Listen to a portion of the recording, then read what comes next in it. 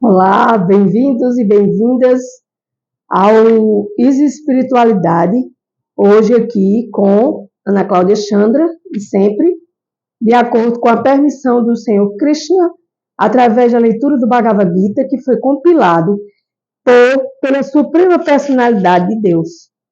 Então, eu estou sempre aqui às segundas, quartas e sextas, e às vezes às terças e quintas, trazendo para vocês o compartilhamento do Bhagavad Gita. Bhagavad Gita como ele é, que foi compilado,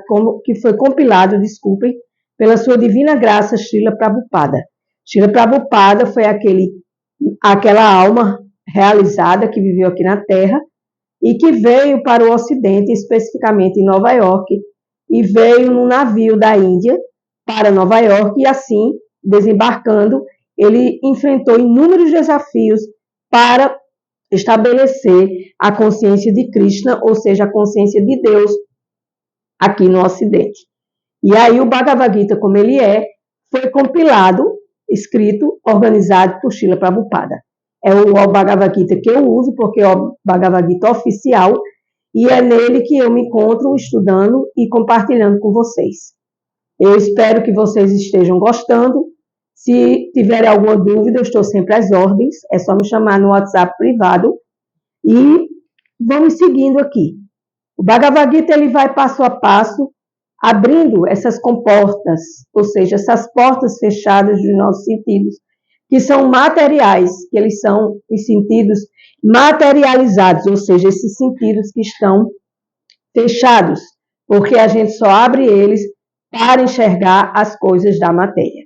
E aí os 5 sentidos, visão, paladar, olfato, tato, audição, visão, olfato, paladar e tato. Os 5 sentidos, a gente está usando eles diariamente e assim condicionando os nossos sentidos na matéria. E a parte espiritual ficando a desejar, por mais que a gente busque espiritualidade, por mais que a gente faça alguns certos tipos de yoga, a yoga primordial e principal é a Bhakti Yoga, que é a yoga da ação em função de Deus. Ou seja, tudo que eu faço, tudo que eu como, tudo que eu dou para Deus. Nesse processo, por exemplo, eu estou aqui agora, vou oferecer minhas reverências para o Senhor Krishna, Suprema Personalidade de Deus, com o mantra Om Tat Sat, ou seja, aquilo que eu ofereço para Deus, eu ofereço com amor e devoção, sem esperar nenhum resultado. E existe também o mantra Om Namo Bhagavate Vasudevaya, Om Namo Bhagavate Vasudevaya, Om Namo Bhagavate Vasudevaya, 3 vezes falado, sentido no coração, pois esse mantra, ele traz essa abertura, ele pede, Senhor Krishna, Suprema Personalidade de Deus, aqui estou eu como sua serva, como sua discípula, como sua devota, tentando agradá-lo através desse pequenino serviço devocional. E aqui eu falo os mantras, aliás, os versos, eu peço permissão, falo os versos, eu leio o significado de Srila Prabhupada e depois eu coloco algumas palavrinhas minhas pequeninas e ainda de uma pequena sabedoria, né? Porque a cada um é dado segundo vossas obras. Quando a gente vai desenvolvendo, a gente vai oferecendo nossos serviços a Deus e Deus vai nos mostrando o caminho. Chuva, faça sol, faça chuva, a gente não esteja muito bem ou esteja muito bem mesmo, a gente tem que estar sempre fazendo serviço devocional. Por quê? Porque a gente precisa servir ao Criador. O Criador nos serve todos os dias, desde a hora que a gente abre os olhinhos até a hora que a gente fecha os olhinhos. Deus nos dá vida, nos dá o ar, nos dá o sol, nos dá o vento, nos dá a comida, nos dá a prosperidade, nos dá. Eu ficaria aqui mostrando milhões de bem-aventuranças que Deus nos dá todos os dias. E nós, o que é que a gente pode fazer por Deus? O que podemos fazer para que possamos estar correspondendo ao Supremo, estar correspondendo à vontade do Supremo? Pelo menos, escutando Bhagavad Gita, Svaranam, ou seja, escutar, né? Ouvir, falar, fazer para o divino. Colocar os sentidos, ou seja, espiritualizar esses sentidos em prol de Deus, em prol de Krishna. Cristianizar esses sentidos, né? Para que esses sentidos eles sejam limpos e sejam purificados dessa atmosfera material tão condicionada, o qual a gente vive há milhões de anos nesse samsara, nesse ciclo de nascimentos e mortes. Então, hoje, o Bhagavad Gita, capítulo 9, verso 21, traz o seguinte: após desfrutarem desse imenso prazer celestial dos sentidos e terem se esgotado os resultados de suas atividades piedosas, eles regressam a este planeta mortal. Quem? As almas.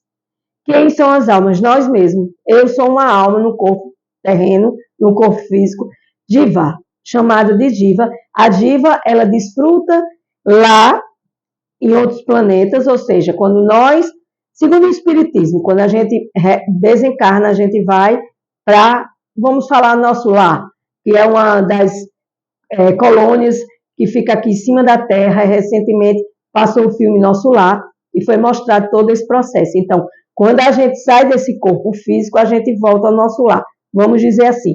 E lá a gente desfruta de atividades piedosas, a gente busca devoção, a gente busca aprender sobre o Supremo, e lá, quando chega um certo momento, toca a sineta e diz: vamos voltar para a Terra para aprender aquilo que é preciso ser aprendido, né?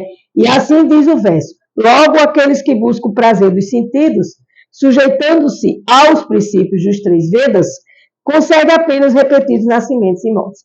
Então, enquanto a gente não se libertar desse samsara, a gente vai nascer e renascer inúmeras vezes.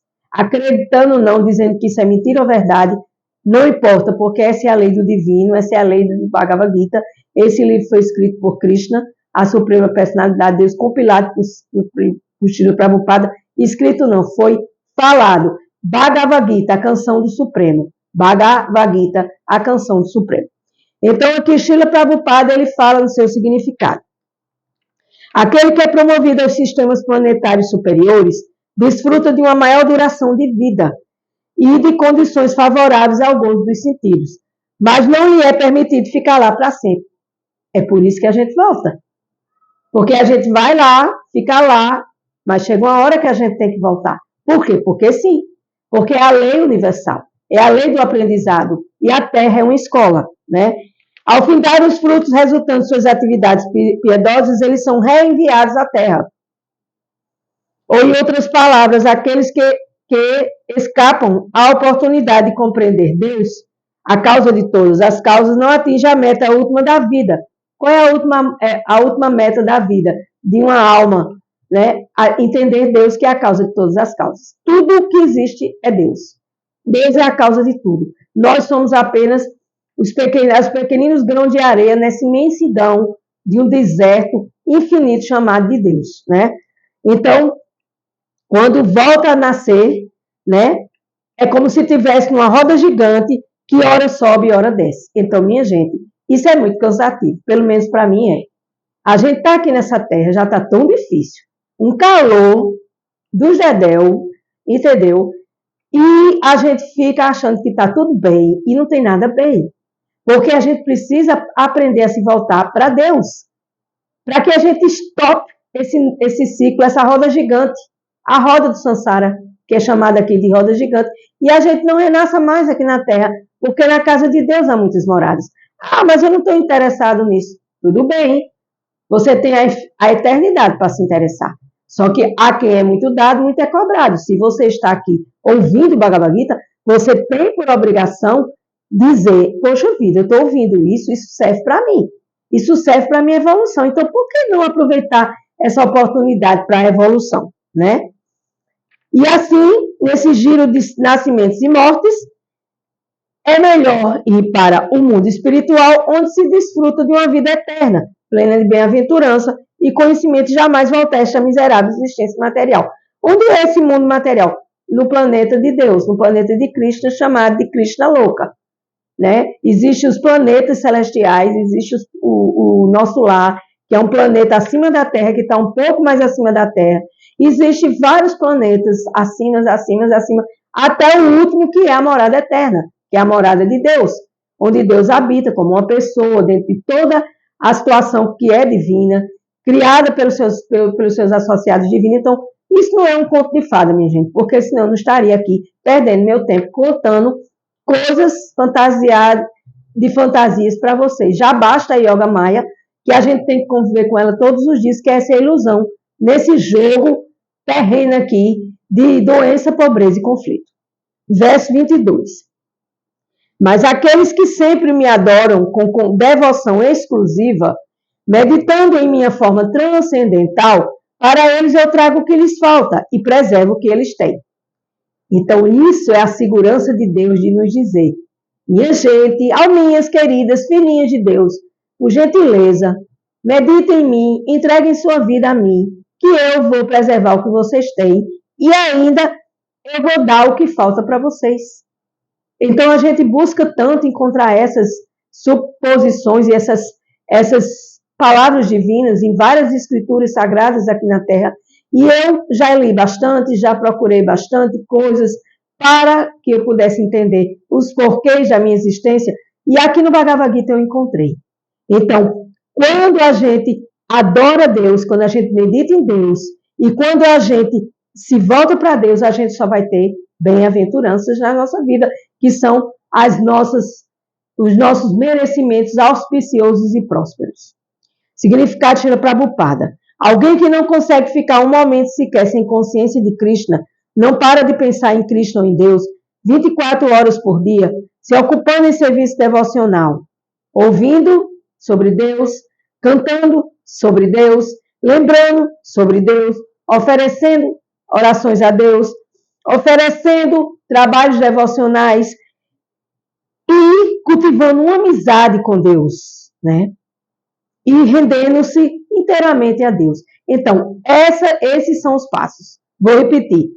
Serviço devocional, ouvir, cantar, lembrar, oferecer orações, adorar, servir aos pés de lótus de Deus, prestar serviços a outras pessoas, cultivar amizade e render-se inteiramente a Deus. Então, esses são os principais serviços devocionais. Então, quando eu faço um desses, eu já estou no caminho. Quando eu faço 2, 3, eu ainda estou melhor. E se eu consigo fazer tudo, eu já sou uma alma liberada. Eu já não preciso mais nascer aqui nesse samsara, nesse ciclo de nascimentos e mortes. Todas essas atividades são muito auspiciosas e cheias de potência espiritual, que proporcionam ao devoto a Deus a perfeita autorrealização. Então, a verdadeira realização chama-se autorrealização. Ou seja, quando você entende que você não é um corpo, quando você entende que você é uma alma, quando você entende que você está aqui para servir a Deus e não aos homens, e não à matéria, quando você começa a meditar sobre Deus, a cantar o Mahamantra Hare Krishna, Krishna Krishna, Hare Hare, Hare Rama, Rama Rama, Hare Hare, e quando você está devotado a Deus em consciência. Tudo que eu faço, tudo que eu como, tudo que eu dou para Deus. Em consciência, em sentimento, em amor, em devoção. Eu me sento para almoçar, Deus, eu ofereço essa comida para ti, para que tu abençoes com teu amor e devoção, com teu amor e tua misericórdia. Deus, eu estou tomando esse banho, nesse calor, e está vindo uma água tão geladinha, então eu te agradeço, Deus, por esse banho, te ofereço esse banho. Não é que Deus precise de comida, nem precise de nada, de ninguém. Porque Deus, ele é onipotente, onisciente e onipresente. Deus, ele quer que a gente se lembre dele e se lembre que tudo aquilo que a gente recebe, seja a gente sair e numa loja comprar o que seja, a gente sabe que a gente está comprando porque tem prosperidade, tem dinheiro. E a gente sabe que esse dinheiro vem de Deus. Então, por que não louvar a Deus? Por que não agradecer a Deus? Por que tanta rebeldia, minha gente? Por que tanta falta de lembranças de Deus? A gente precisa entender que nós somos filhos de Deus, almas, filhos do Criador. E que a gente veio aqui esse mundo para viver aquilo que a gente precisa viver. E rendendo-se a Deus, prestando oferendas a Deus, a gente vai se libertar. A gente vai, Deus diz aqui nesse verso 22, para eles eu trago o que falta e preservo o que eles têm.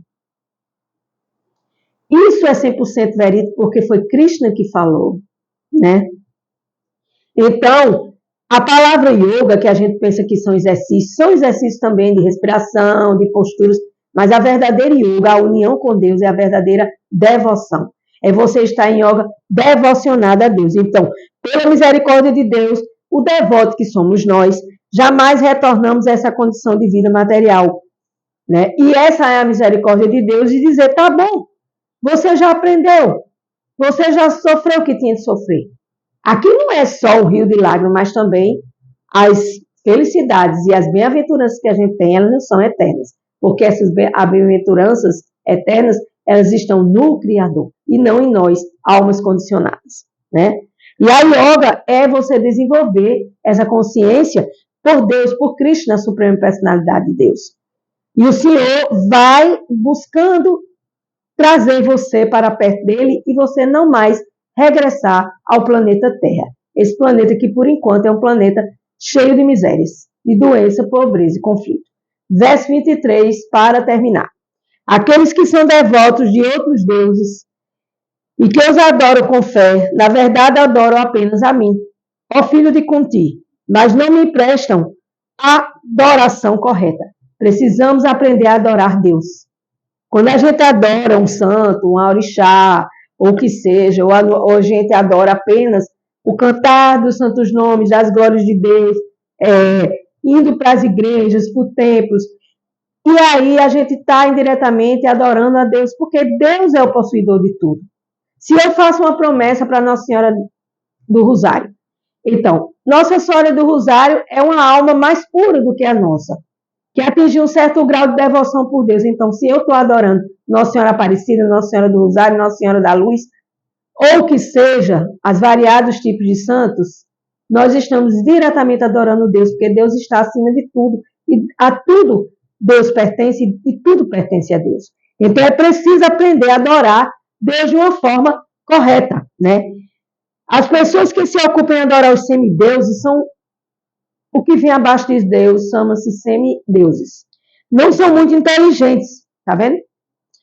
Embora indiretamente esta adoração seja oferecida a Deus, diz Krishna, quando o homem, em vez de regar a raiz, joga água nas folhas e galhos de uma árvore, ele age sem conhecimento suficiente e sem observar os princípios reguladores.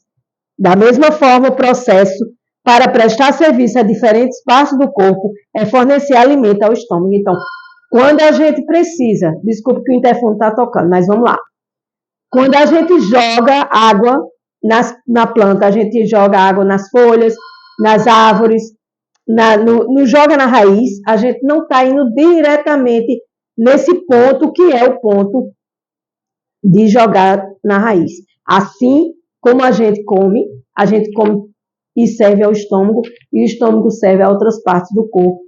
E assim a gente tem que ir direto à fonte geradora de toda essa energia, que é, nesse exemplo aqui, a raiz da planta e o estômago no nosso corpo. Aqui diz Prabhupada nesse significado.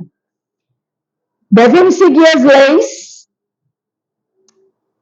feitas pelo governo e não pelos funcionários ou diretores, ou seja, é melhor a gente servir diretamente ao presidente, não é verdade? Do que a gente ficar servindo a diretores, coordenadores, professores, isso nesse exemplo simbólico aqui da Terra, né? Por quê? Porque a gente precisa servir a Deus e não aos semideuses. A gente precisa estar em conexão com Deus e não com os santos. Mas isso não quer dizer que a gente vai deixar de lado e a gente não vai mais fazer isso, não é isso. Aqui no Bhagavad Gita diz, sirva diretamente a Deus, porque Deus é a fonte de tudo, ponto. É isso que está dizendo aqui, né? Então, assim, em outras palavras, Krishna não aprova desnecessária adoração aos semideuses. Isso na filosofia védica da Índia, porque na Índia existem vários tipos de semideuses. E aqui no Ocidente existem vários tipos de santos, e orixás e por aí se vai. Mas isso não é o importante. O importante é que nós devemos servir a Deus, que Deus é a causa de todas as causas, a verdade absoluta, é o possuidor de tudo, é o promotor de todas as nossas atividades. E nós, como almas serventes a Deus, como filhos de Deus, nós devemos servir a Deus. E aí, em vez de a gente ir direto para Deus, a gente busca atalhos. Então, que a gente possa entender que a gente precisa servir a Deus acima de tudo e de tudo. Isso é importante. Não que eu esteja aqui dizendo que não é importante os santos, os orixás e por aí se vai. Né? Eu, depois que descobri esses versos aqui no Bhagavad Gita, hoje eu sirvo a Deus. Eu sirvo a Deus, Deus é meu psicólogo, Deus é meu terapeuta, Deus é meu amor, Deus é meu divino, Deus é meu amigo, Deus é o meu melhor amigo que nunca vai me decepcionar, e Deus é tudo. Deus é minha verdade, porque eu sou filho de Deus. Então, se eu sou filho de Deus, eu tenho que servir ao Deus, ao meu Deus, ao Deus do meu coração. Aquele Deus que está atento a tudo e a todo, aquele Deus que bate no nosso coração e que idealiza todas as coisas que nós precisamos, porque Deus sabe do nosso passado, Deus sabe do nosso presente e Deus até sabe do nosso futuro. A gente aqui não sabe. Então, para que se preocupar se a gente tem Deus que nos olha? Deus olha para todos. Aqui no Bhagavad Gita chama-se de Paramatma, a grande alma na pequena alma instalada no coração. Entendeu? Então, Deus está pulsando no nosso coração e Deus está sabendo o que eu preciso. Então, se eu estou fazendo algo que está dando certo, é porque Deus está de acordo. Se eu estou fazendo algo que Deus não está em acordo, as coisas vão começar a falhar e vai ser muito problemático.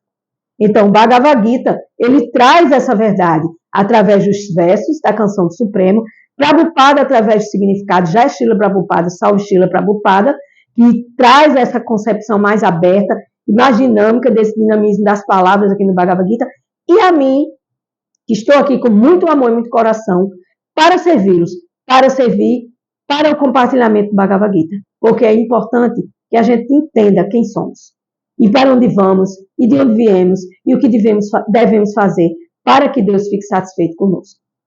Com mais amor e gratidão cada dia, através dos versos do Bhagavad Gita, eu encerro mais um dia. Gratidão, Namastê, Hare Krishna.